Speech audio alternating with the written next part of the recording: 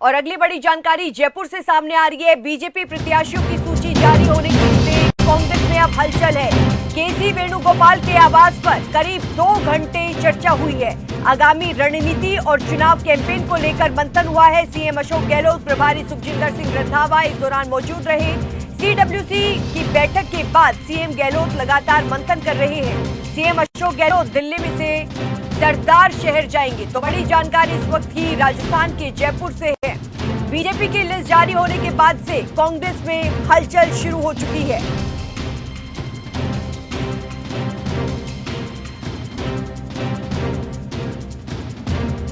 मंजू अमर संवाददाता इसी खबर पर ज्यादा जानकारी के साथ हमारे साथ जुड़ गई है। मंजू, भारतीय जनता पार्टी के प्रत्याशियों की सूची जारी होने के बाद से कांग्रेस में हलचल देखने को मिल रही है और उसके बाद केसी वेणुगोपाल के आवास पर 2 घंटे तक मंथन हुआ है। ज्यादा जानकारी।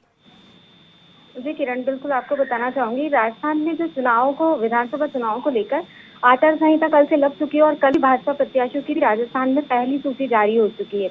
तो सूची के जारी होते ही कांग्रेस में एक हलचल सी मच चुकी है और कल केसी वेणुगोपाल के आवास पर करीब 2 घंटे तक कांग्रेस की बैठक भी हुई थी और बैठक में लगभग 2 घंटे तक गहन मंत्रणा की गई, क्योंकि अभी कांग्रेस की सूची जारी नहीं हुई है और कयास भी लगाया गया है कि कल जो बैठक हुई उस दौरान इन्होंने कांग्रेस ने 100 प्रत्याशियों की सूची लगभग बनकर तैयार कर दी है, बस जारी होना बाकी है और ये कभी भी जारी हो सकती है।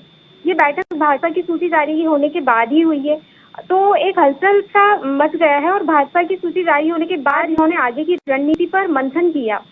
कांग्रेस ने चुनाव कैंपेन को लेकर भी मंथन किया था और आगे के जो प्लान है उन पर भी होमवर्क किया गया कि आगे किस तरह की चुनावी रणनीति बनाई जाए।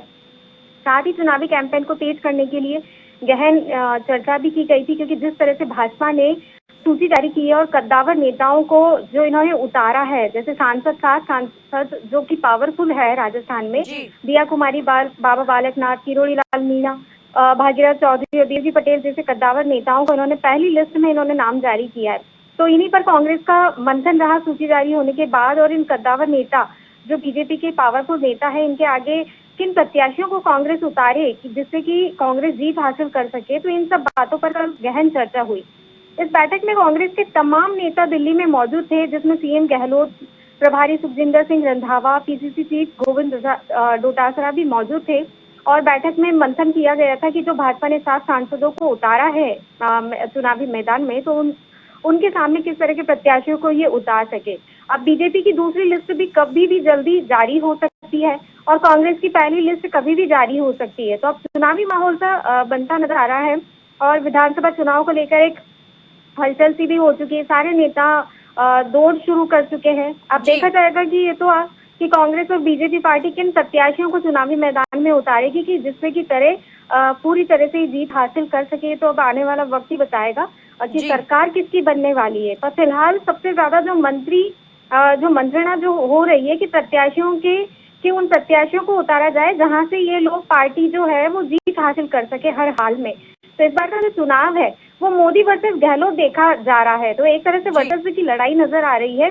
तो इस बार का जो चुनाव होगा वो बहुत ही अहम माना जाएगा, क्योंकि दोनों पार्टी ये तो अच्छे से जानती है कि जनता किस तरह के प्रत्याशी, किस तरह के उम्मीदवार यहाँ पर अपने यहाँ चाहती है। तो आने वाले समय में देखना दिलचस्प होगा कि राजस्थान की जनता किस पर अपना भरोसा जताती है और इस बार राजस्थान में चुनाव अशोक गहलोत वर्सेस प्रधानमंत्री नरेंद्र मोदी होगा। मंजू अमर, आपका बहुत शुक्रिया विस्तार से जानकारी देने के लिए।